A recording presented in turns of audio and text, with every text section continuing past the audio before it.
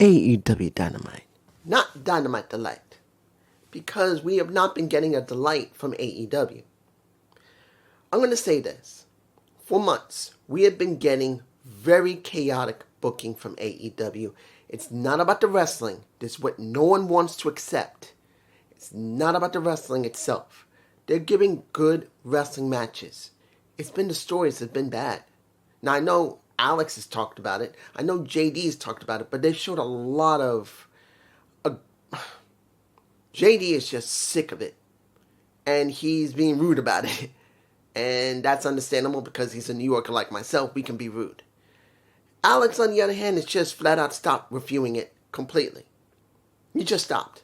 He is not doing it unless it means something important, and he has not done it. But me, I try to give it to you as fair as possible. What's in front of you. And I've said the same thing JD did, and Alex, and I believe Solomon as well. There's just not enough stories. They're very, very sporadic, very badly cooked. When you look at this, there is some storytelling here. But then I'm thinking this. We're on the 6-year anniversary. I mean, I could leave this for the end. I'm not going to. We're on the 6-year anniversary of Dynamite. The 6th anniversary of when AEW was formed and had its first show. And you look at it and you can tell 100% they need Cody back. I'm sorry. If you don't like Cody Rhodes because he's working in WWE, fine. I can understand it. But I'm telling you this. It's not the point of everyone else coming into the company who can tell stories. There are a few people that came from TNA that are working there. Josh Matthews is there right now. And he was one of the people that helped to write TNA when it was Impact Wrestling. I'm not saying it was good writing. I'm just saying he was able to write. There are a couple of other people that was brought in that were good writers in WWE. When they could write, are there. But the problem here is not about the people they've been bringing in who are the writers. It's Tony himself. And let's make it very clear. The reason Cody left was due to the fact that Tony wanted more control. And when you had the Bucks, who was dealing with tag teams, Cody, who was mostly dealing with singles wrestling, and then you had literally, and I'm not saying he did a great job, you got Kenny Omega, who was dealing with the women and Japanese wrestlers. It wasn't coherent all the time. It wasn't always stable. And the storytelling was not very plentiful, but at least it was focused. You don't got it here. We saw at one point in the ring at the same time, when Jungle Boy and Luchasaurus came out, the 3 of the 4 people who helped to found the company was there, and they've done nothing in the last 2.5 to 3 years. That's how it feels. And that's sad to see it. Now, opening, we get a 6-man tag. The Bucks and... You see Nick. I always forget which one's Matt and Nick because I don't really always pay attention. I just see them as the Bucks. You see Nick taking that damn bag where they had 500,000, 500K, and supposedly have already spent it up in the last couple of weeks.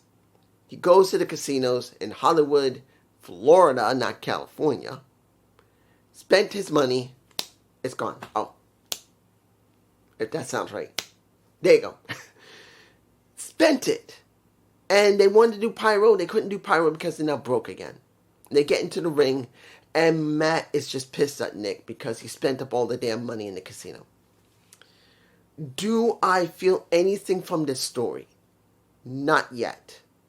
Because when we see the tag champs with Kenny, fun match, it was alright. It wasn't the most greatest match I've seen of them, but it was okay. But you see Kenny facing the Bucks. And you hear the commentary team say, look, you got the founders there. Well, technically, the founding fathers, except for one. One founding father's missing because he's in any other company. You see Kenny talking to them. Like he's trying to convince them, what are you doing? Stop this. You're on a train that's going to lead you nowhere. And then Luchasaurus and Jack Perry come out wanting to break the faces of the Bucks. Flat out. Josh was an afterthought from the Don Callis family. That's just the truth. And that's sad to see. If you know me. I've done Impact Wrestling and TNA for years. Josh was so heavily booked as one of the franchises of the damn company. And he went from being here in Impact Wrestling and near the end of TNA, of this year. And he's gone down to here. He's here. I think he would have been better off going to Maple Leaf Pro than working in AEW. And I'm not saying that Josh is one of the greatest pro wrestlers. He's a great wrestler in the ring. But as a character, he was always fluctuating. Sometimes he was okay. Sometimes he didn't really do well. But he always stayed generally consistent, fluctuating between here, here, and here. Always going up and down in the middle. And he's gone from that to literally doing nothing but getting his ass whooped as an afterthought in the Don Callis family. It's just sad to see it. Next. Let me give it to you like this. Orange Cassidy versus Kyle Fletcher for the TNT title means nothing. It's not about the storytelling in the ring. Why didn't they wait 2 weeks for this match and put it on Wrestle Dream? Why? Hell, they're about to do a Title Tuesday. Why are you doing a Title Tuesday instead of making Kyle important?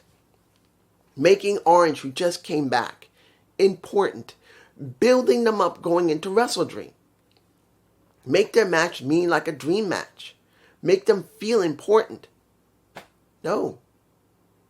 And it's not important. It feels blank. And then, next to us getting, and I'm not forgetting Andrade Elilio, I'm not forgetting, I'm adding him here. Because next to Kenny talking, saying for the last 6 years, whether you like us or not, whether you left or you're brand new, we appreciate you. The ones that left, we understand it. The ones who stayed since the beginning and new people, we appreciate you, we love you, and we don't know what we're going to be doing next, but we're going to try to put the best show we can do, which I respect. But Elideo shows up. And I'm thinking, what does that mean? It really doesn't mean much. When he left, he was doing nothing. When he went to WWE, he was doing nothing. Eyes itching. And now he's back to AEW. And understand, he doesn't have a choice. Well, he does, but it doesn't mean the choice is going to be something he likes. And I'll explain that in a moment. But when you go to this match, Orange Cassidy versus Kyle Fletcher, in the end, Cassidy does not win because you think Hologram is turned on him, but he hasn't. It's his doppelganger, the clone. You see the clone there. I don't know who he is. He kind of reminds me of Laredo Kid, which he could be, but I don't think he is. But then I think of Elideo, and then I see this guy who's the clone of Hologram, and I'm thinking, do I actually believe they're going to book these guys? No. They're not going to book either one of them. Look what's going on in the Don Callis family. You now have Garcia in the mix. You have Kyle Fletcher there, who's the most well-booked one there. Next to Kateska and Okada. Those are the only three they care about. Kyle Fletcher, Kateska, and Okada. I don't see anything for Garcia. I don't see anything for the clone. I don't see anything for Josh Alexander or El Ideo. I see nothing for them. Nothing. Now, I'm hoping I'm wrong. Unlike JD or Alex or anyone else who are just going to chew the hell out of it and say, oh, there's bullshit. I'm hoping I'm wrong. I am hoping. But as it stands, the way they've been booking for the last 6 months, the Don Callis family, not 1 month, but 6 months. What has Josh Alexander done? Nothing. He hasn't.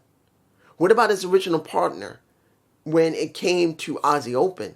Davis, has he done anything? No, I think he's been released or he's working on maybe either Collision or he's working in ROH. I don't remember. I don't watch Collision anymore, so I don't know. Maybe he has been. But then you see, what are you doing legitimately with a Lance Archer? Nothing. So you got an entire stable of people where only 3 of them mean anything, and everyone else feels like an afterthought. Thinking about Rocky Romero. Thinking about Trent. I haven't seen Trent in a while. I don't know if he's injured or he's working in RH. All those people in his team, and only 3 really matters. If you look at the different factions that have been around for years, looking at the NWO, they mostly booked everybody to be strong, and of course they were getting over because they already were important. You look at the Nexus, you look at the Shield, you look at all the different teams out there that were in big groups, especially when it came to the Horsemen. They had the best group in history. They just did. And I know Evolution, I'm not forgetting about them. All of them were booked very well. Yes, they were a small knit, some of them, and some of them very large. But they made sure everyone had some level of relevancy. And you only got 3 out of a huge number, and now you just added 2 more in the Clone and in El Idio. I just don't see anything good. Next. The Ops versus the Death Riders. Of course. Let me give you like this. Do I care about the Ops? No. I just don't.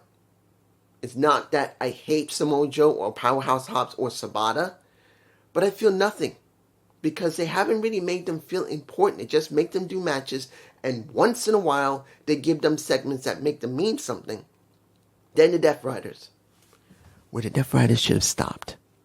When the Death Rider storyline for Moxley ended with Hangman Page. And understand, Page was in this match. Samoa Joe, Powerhouse Hobbs, and Page. Page should not feel irrelevant. And he did.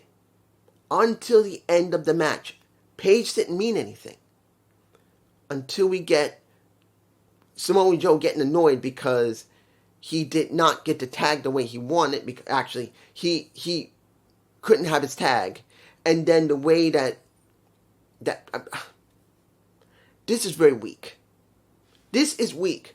If they have spent the next couple of months building up tension with Samoa Joe up against Hangman Page, I could buy it. Even when he was about to win, you could easily say Samoa Joe had some little bit of beef with him due to the fact he never could be beaten by a Hangman Page.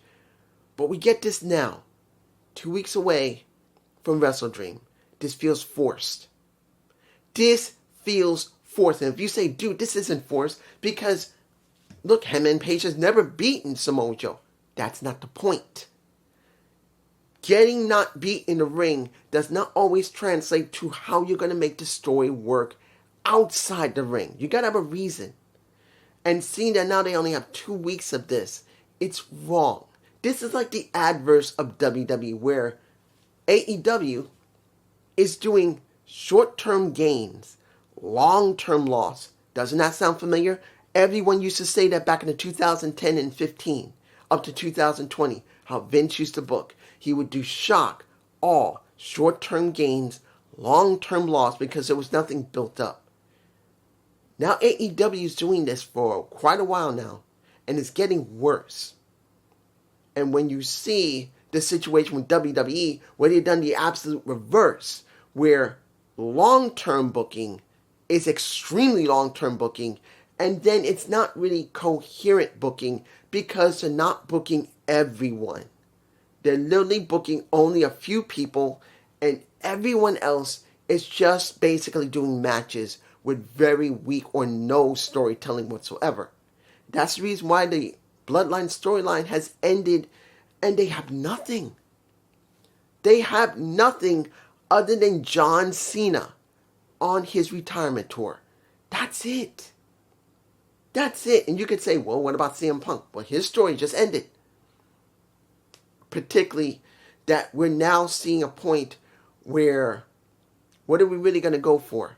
Are we going to go for Cena trying to reclaim his title before he leaves, which he can't because he only has about 4 or 3 appearances left. So trying to extend Cena is finished.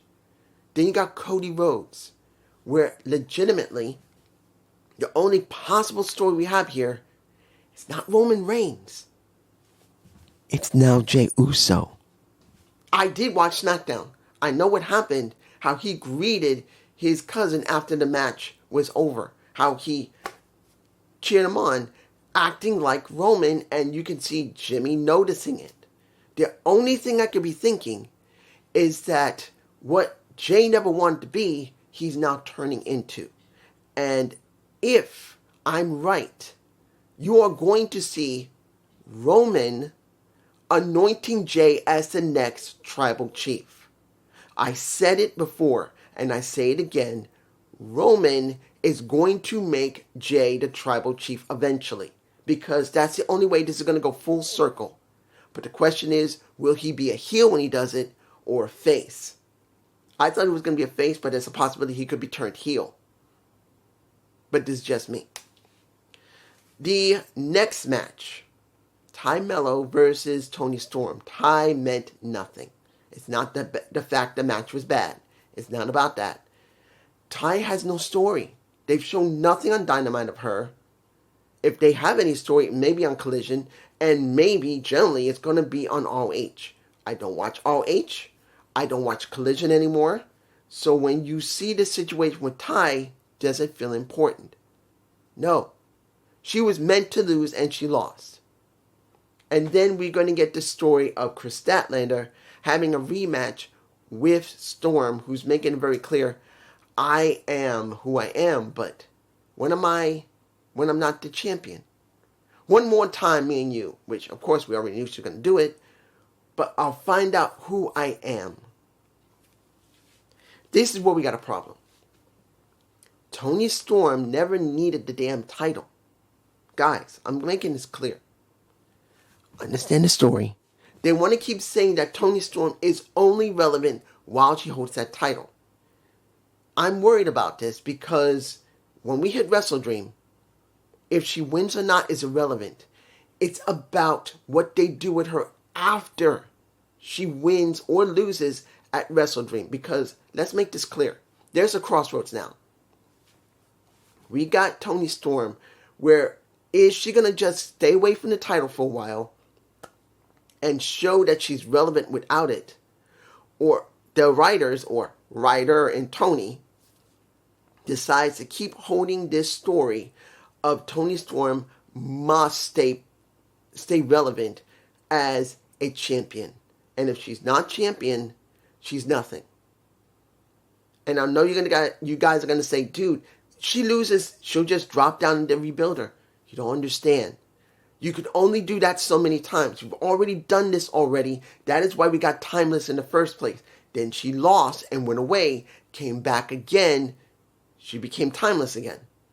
Yes, she did do the old Tony Storm bit, but the thing is that we've already done it twice. She lost her mind and became Tony Storm, the Timeless one. Then she won.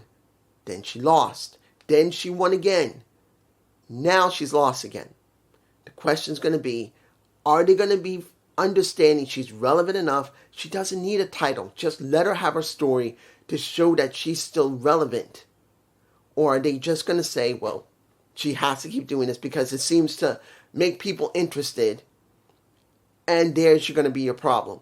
Because if Tony does not recognize that people are going to notice that they're still doing the same story, it's been going on a little too long, and they need to pivot on it, she's going to lose everything she's developed. Just saying.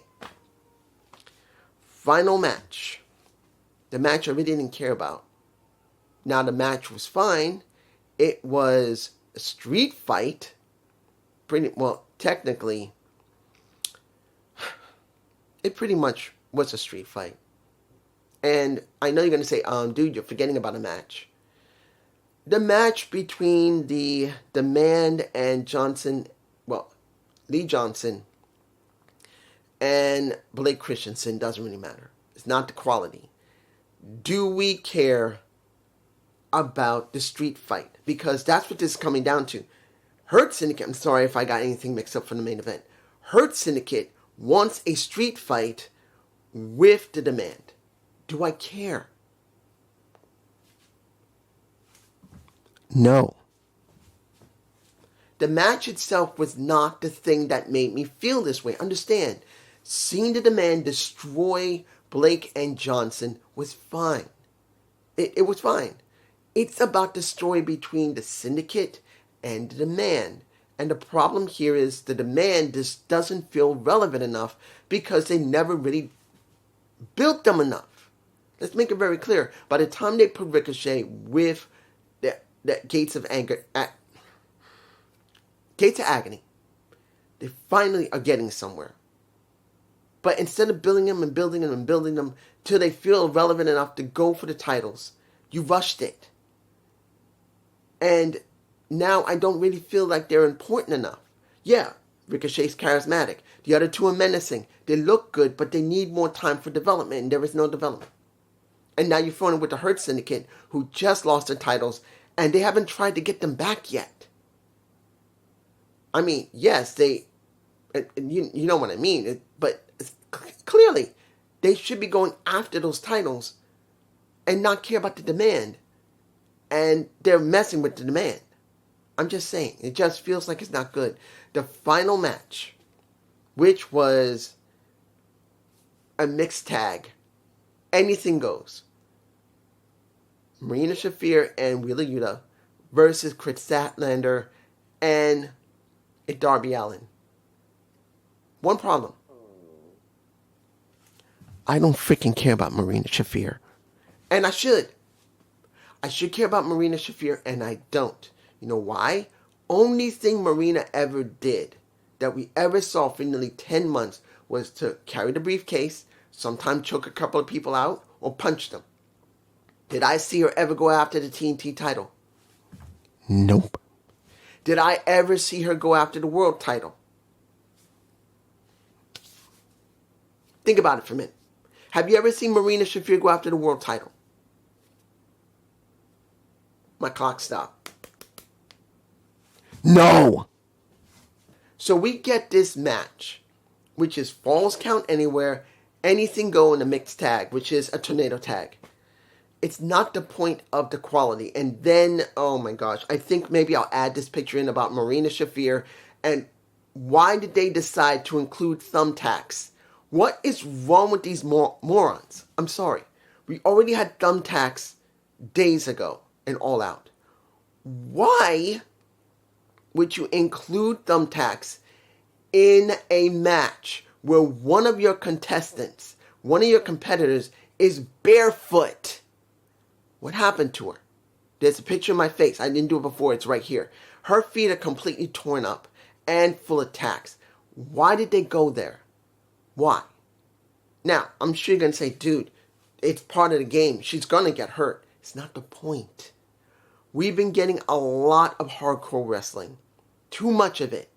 Sometimes you can go too far. And look at what we got with Samoa Joe and with Hangman Page. We got technically Samoa Joe was cursing his ass off. We also got some cursing in a couple other matches.